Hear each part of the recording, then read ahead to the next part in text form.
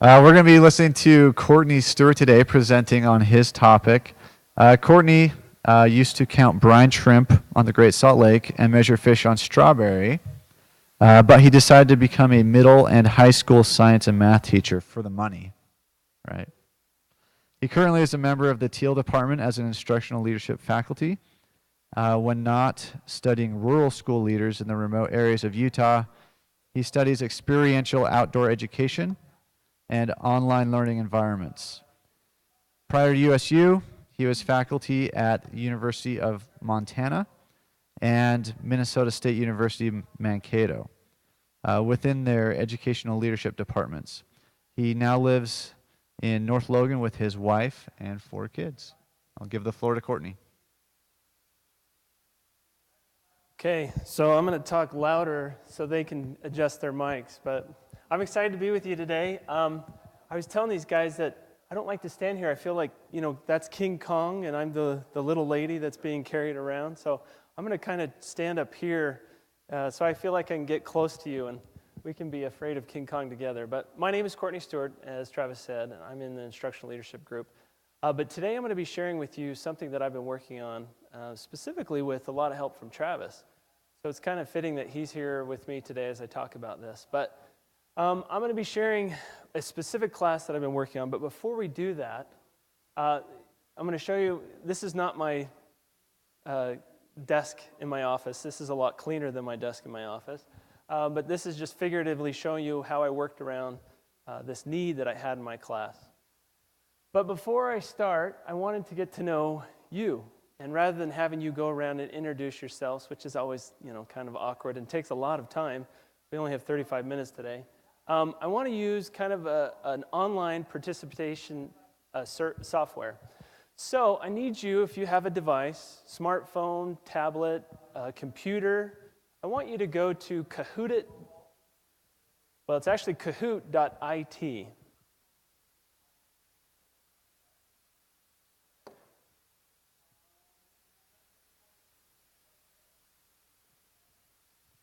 And this is going to be just a little quick survey so that we can get to know you and I can get some feedback from you of what you'd like to get out of this today. So what you do is you go to Kahoot.it, so the little window up there, and you'll enter this PIN, so 985450, and then it'll ask you for a nickname. And so go ahead and join that, and then we'll start this in a second.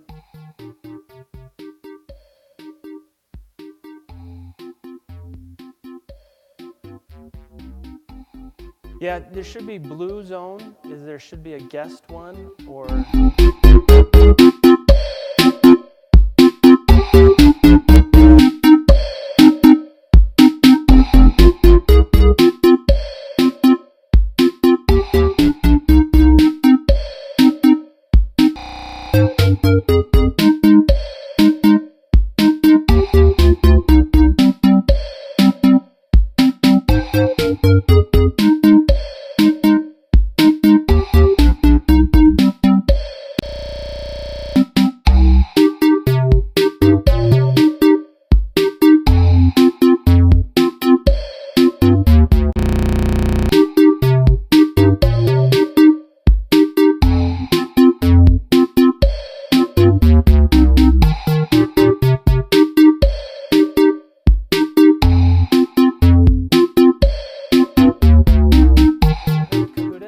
Kahoot? Yeah, it's great for discussions, it's great for surveys, it's great for quiz, even with online or even with lectures. And you can get real-time, instant feedback from your students. So I'm using it as a survey today. It's free. Yeah. All right, here we go. We're going to start. So we have 4 questions. Okay, and you'll have 30 seconds to answer.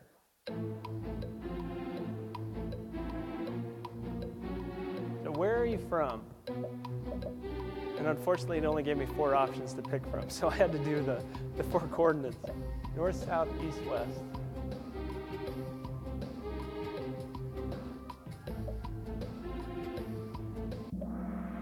Ten more seconds. Oh, there we go. Oh, everyone's from the west. Okay, that's good to know. So if I break out in Utah vernacular, you'll understand me. Because I'm fixing to tell you a lot today. Okay, so how long have you been in education?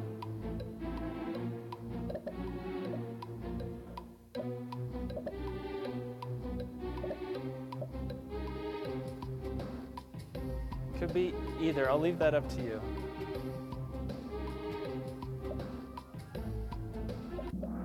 A lot of people go to school for 7 years, right? What are they called? Doctors. Okay, so we got a pretty good distribution here. We've got some on the upper end. We've got a lot of 0 to 5s. That's good. And then in between. Nice. Good to know. Okay, let's go to our third question. So this one's your mode of delivery of your instruction.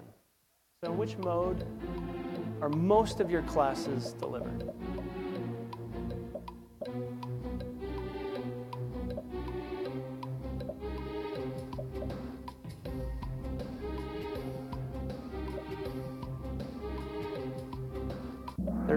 Oh, we got everybody. Oh, okay, so most of you are online. There's a couple there that are blended and a few face-to-face. Oh, no one took me up on class. Who goes to class? All right, last one. What would you like to learn most from today?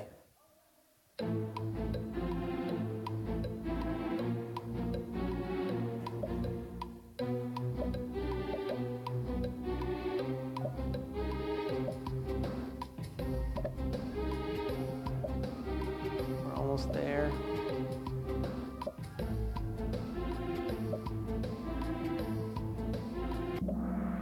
Okay, everyone's in. Let's see.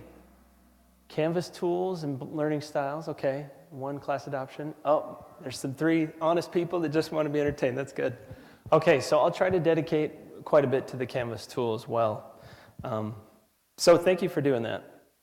Let's go back to our presentation here.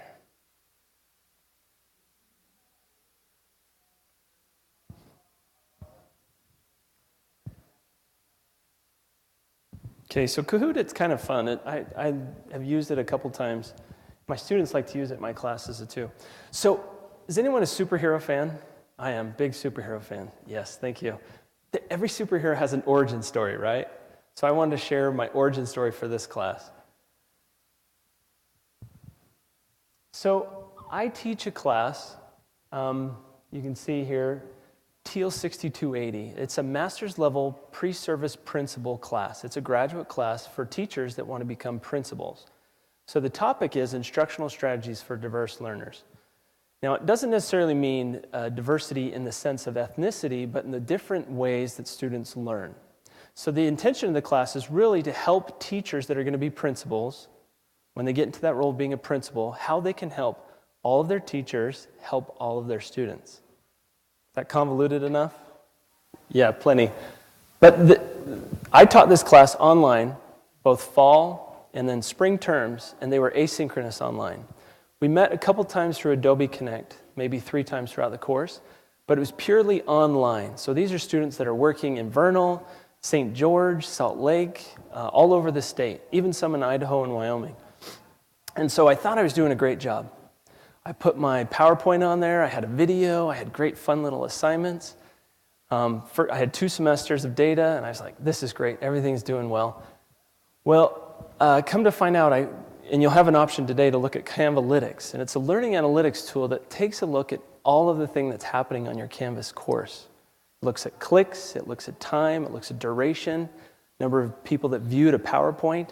Well, I dug into that, and I wanted to look how my students were doing. So I had a class of 18. I looked at the PowerPoints.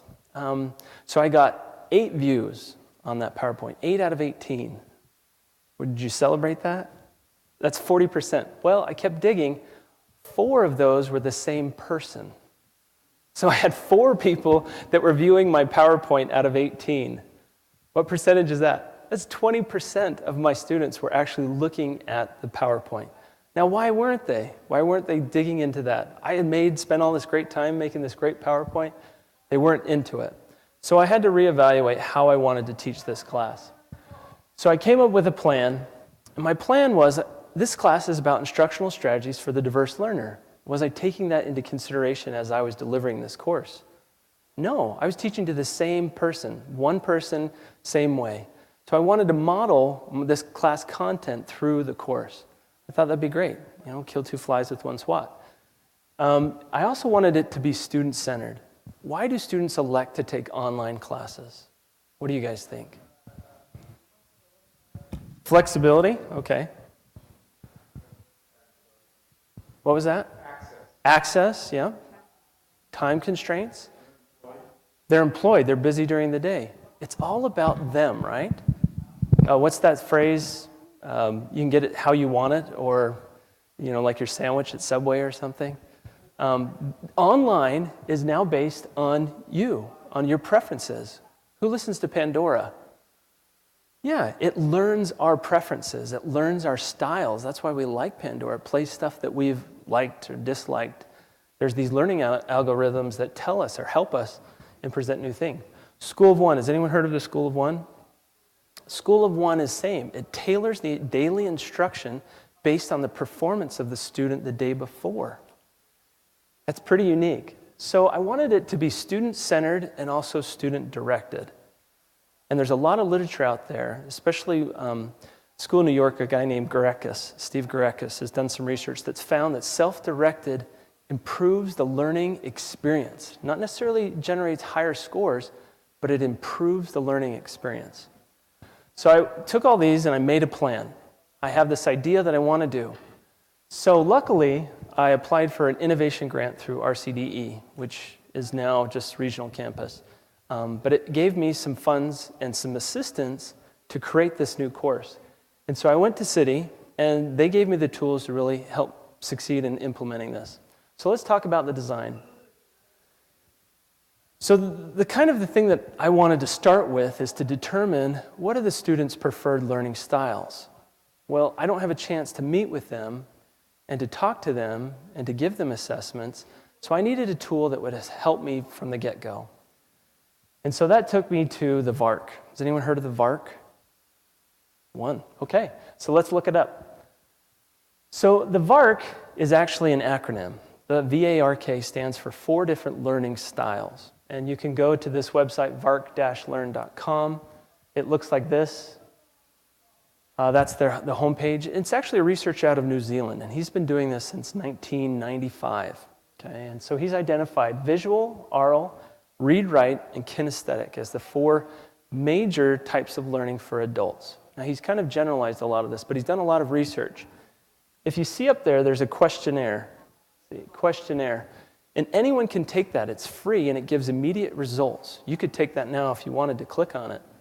But that's what I decided to use as a way to begin my class. So these are the 4 different types of learning styles or modalities as they use.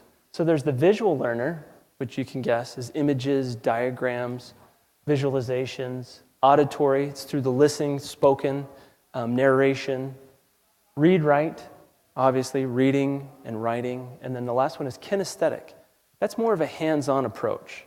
That's more learning by doing and putting things together and that type of thing. So I took these 4. Which would you think is your preferred modality? Just by raise of hand, how many would say you're visual? 1, 2, maybe 3, 4. What about auditory or oral, as they call it? Not many. Read, write? About a quarter of you. And then kinesthetic? Yeah, a lot of kinesthetic learners. And it's interesting, and I'll show you some data here later on, of the scores where students rated themselves and what this tells you. And even you can be multimodality. You can be really high in both. So if you had the chance to take this, is anyone taking it right now? Oh, you're such good students, you're listening to me. You can go back and you can take it. I don't think we'll take the time to do it. But you'll be surprised at what your results come out and show you. And I want you to think about it. If you do take it later on, do you agree with those results as you read through those modalities? Now, feel free if you have questions, please. I love questions and I love to answer them because then I don't feel like I'm lecturing. So, all right, so I had the VARK. That was my pre-assessment. That was going to tailor their instruction to them. So what does that require of me? To teach in all 4 modalities. So what does that mean? I get to create 4 different classes, right? You're like, what? Are you crazy? Yeah, I was crazy, but luckily I had some help. So I came up with this idea that I wanted each student to be able to learn in a certain path. So they picked that modality, and they would stay in that modality throughout the duration of the course. And now I came up with some other ideas to change that, but that's overall the idea, is that I wanted them to have a tailored instruction. You go into Canvas and you start doing that, you end up building 4 different assignments, 4 different deliveries. And so when they go to submit an assignment or a quiz, what are they going to have? They're going to have 3 blanks. They're going to have 3 zeros. That created a problem. So I went to City and Kenneth and Travis. They came up with this brilliant idea, and I want to show you what it looks like in Canvas. So here's my course. They would come here. They would go to the Start button, and I would talk a video that showed them overview, tell them the different learning styles. They would go and they would have to take the quiz. This is their very first quiz. It's a questionnaire. It's non-graded, but they had to enter their scores in here that would tell them their modality. And this is the first module. So knowing their score and being warned that there's going to be different ways of learning, I present them here, and there's a video that talks them through it of choosing the path. But you can see right here, there's 4 different paths that they can choose. So when they would come to this module, there would be no content showing until they clicked or chose a path. So if they clicked on Kinesthetic, let's go to Kinesthetic. This is what would show up as their delivery. Now remember Kinesthetic, what type of learner is Kinesthetic? Interactive, hands-on, okay, kind of figure it out on their own. That was my hardest one of coming up with. I'll just say that one. But see, here on this one, for this week's strategies presented in Chapter 2, please research online in your school or in another text. And I give them all these strategies that I want them to research. And so the topic this week, there was humor, pacing, physical activity, and I gave them prompts to go out and discover. And then they would then submit their results in doing that. So that's what the modality would look like. Yeah?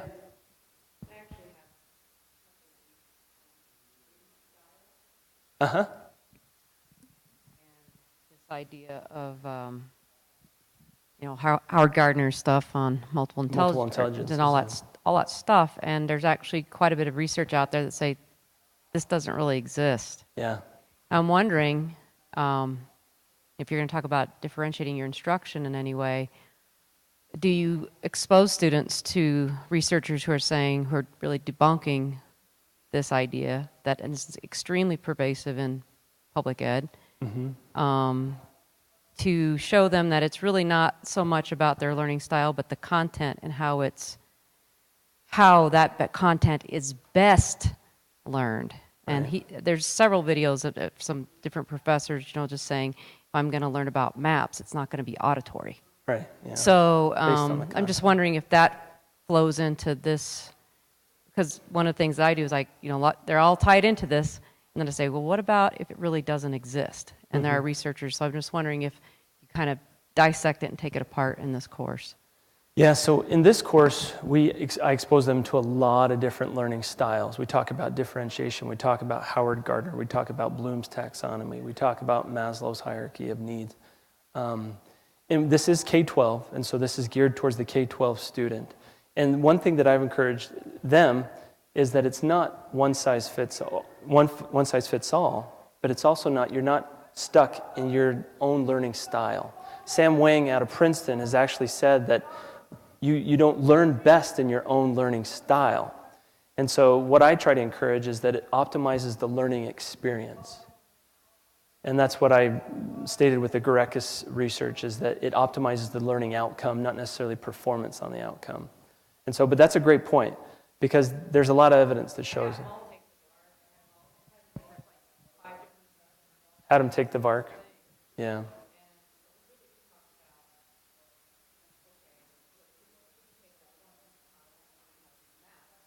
Yeah.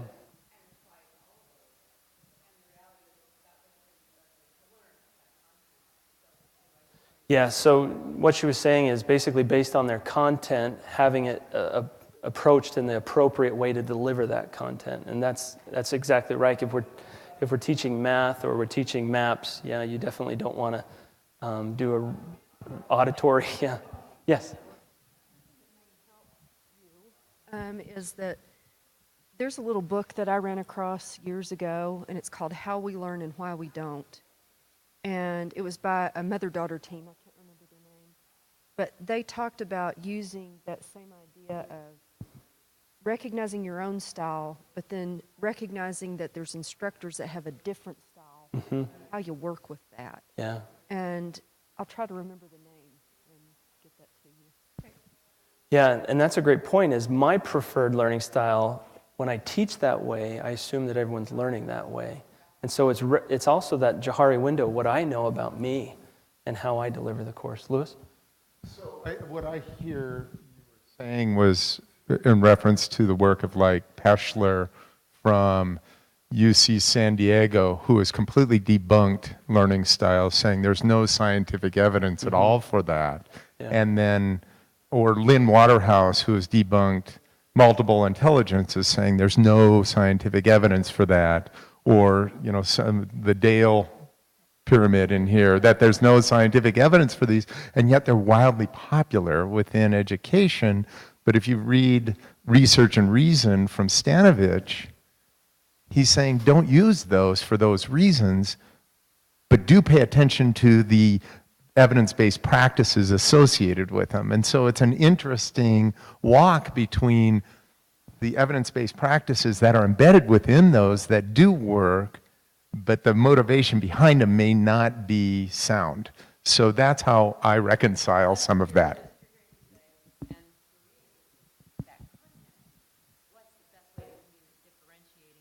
Differentiating that content, if you're trying to teach something, you know, Right. If it lends itself best to hands-on, then use that piece. But Yeah. anyway, I was just, Yeah, let me show you it was more with your something. content than what you were going over, so I'm just No, sorry. that's But a I great just, point, and I that's think if it's a essential. graduate level course, you have to say, you always have to like be critically thinking of those and say, who's saying this doesn't exist and who says it does exist. So that was really what And I was one going. thing that Thank you. I try to emphasize in this class is also the use of formative assessments. We are constantly monitoring students to get feedback whether that was a successful delivery or not. And I even do that and model it in this class. Let me show you. So they would come and get this content, and so this is their assignment. This would be their assessment. And I would match their content and their assessment to be very similar, that they would present their feedback to me in the same modality as they would receive it. So if they were kinesthetic, they had to present a project back to me, project-based learning or problem-based learning. If it was read-write, they would write to me. If it was visual, they would upload a video or a diagram or a chart. So I tried to use that as a formative tool to see if that assisted them. But I also, let me skip ahead. I use these formative quizzes. So at the end of every module, I would give them 10 questions, and they had to pass with an 80%. If they didn't pass these questions, I encouraged them to go back and relearn it in a different modality. So this gave them the option to re-experience the learning if their one they selected wasn't successful in assisting them. So that's where I try to help them identify an optimal learning path, even for the content of that week. So that was Canvas, and that's how I ended up building and using the learning path. And there's a lot of potential in the learning path, and this was just in my class alone, but having a tailored instruction that you could choose on, this is all based on cookies. So you know those cookies things, like we accept cookies, or I clear all my cookies. So if you'd come and click that, it remembered that when you came back and visited it. So if you wanted to switch, it would reset your cookies, and then you'd have to reselect again. So that's the nitty-gritty back behind it. So I wanted to know what students would think. As a tenure track professor, I get evaluated with my classes, and so I have to document, student performance or student, perceptions of my class. And so I wanted to know how the students would receive this type of learning. So let me show you some of the results we have. So the first one is just my overall. This was just the average, and it was out of, I think it's out of 70. Is it out of 70? And so we're really shooting for that gray area on that band, if you know IDEA or the IDEA evaluations, that it's the middle 50%. And I was there. My first 2 semesters, I was there, 50, 51. Those are good. They're acceptable. And today in the keynote, she said the same thing. It's good. I can celebrate that. I was doing a decent job. But when I implemented this learning path, it jumped by 10 points. And so I was they were excited. They enjoyed it. A couple of the qualitative comments. I love the fact that I could learn in my style. And a lot of them had never had an online class where they could choose the way that they received the instruction. So it was new to them. And then this is another quote. I absolutely love the way the class was taught. I've never had a class where I've learned so much because the professor took the time to get to know our learning styles. This is an online class. I never met with them face to face. I wouldn't probably recognize the student if I saw him in the hallway. But this is a comment that almost sounds like a face-to-face meeting. And so I'm still working through that data and the results that they have. One other piece of data is this use of Canvalytics. 5 minutes. And you can actually go and see this today. She's actually going to be showing it. Megan down in the Juniper Lounge is showing Canvalytics and how you can take your Canvas courses and break it down into this. This is every student that took the class, their VARK score, and what modality they stayed with throughout the semester. And so you can see some stayed with their modality most of the time. Some would change. I encouraged them to try every modality at least once. You can see not all of them did that. So questions?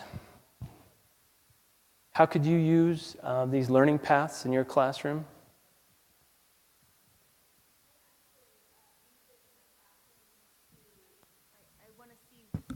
I use it in the classroom to see when they're online. So if there's a time period that I know and can expect that they're going to have questions, I also look to see within the first 2 weeks who has been accessing the class and what they've been doing and how far they've progressed.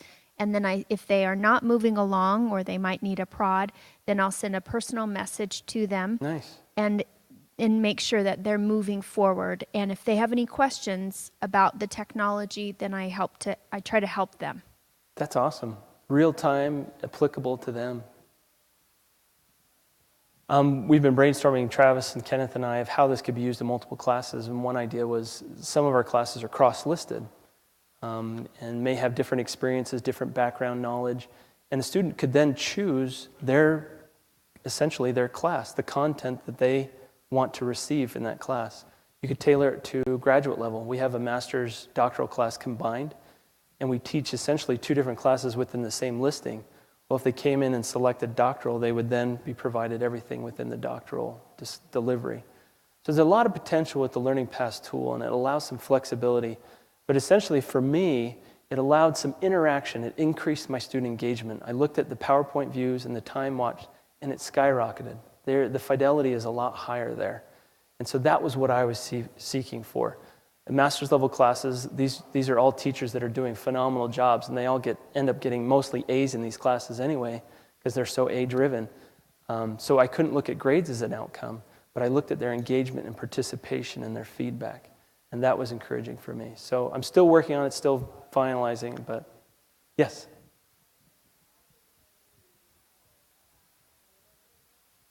For undergraduate, have I tried it in undergraduate? Actually, no. I haven't. Travis is actually using it this year in a couple undergraduate courses, so he will be. I unfortunately don't teach any undergrad classes. So.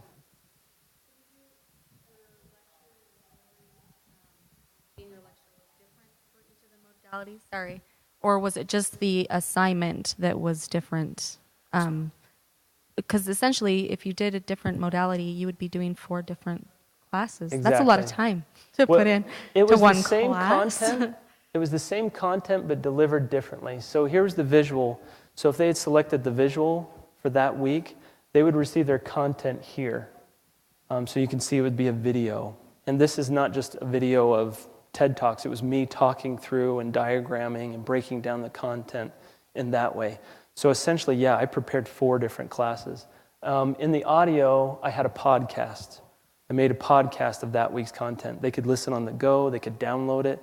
They could listen to it here. It was only audio. They didn't see anything. Same with read-write. I had written things out. I had PowerPoint where they could read through the PowerPoint. In the TED Talks that I highlight, I actually got the transcripts, and they could read through the transcripts. So it took a substantial amount of time, but I'm hoping that net cost that Cynthia talked about will yield better results for me. When you did the video and the podcast, did you do two separate things, or did you actually just do the video and break out the audio? That's a great point. And the first time I tried it, I tried to do two separate, and it was taking too long. Yeah. It was like 4 hours. So what I did is I had an audio recording everything I did, and then I could go in and chop up what I wanted for the audio podcast, add stuff or take out stuff. So that's a great strategy that I used to simplify it, so I didn't have to create 4 different things every time. Thanks for coming today. If you ever want to give me ideas or feedback or like help or show you what I've done, please be in contact with me. My email is courtney.stewart@usu.edu. Thanks for coming today, guys.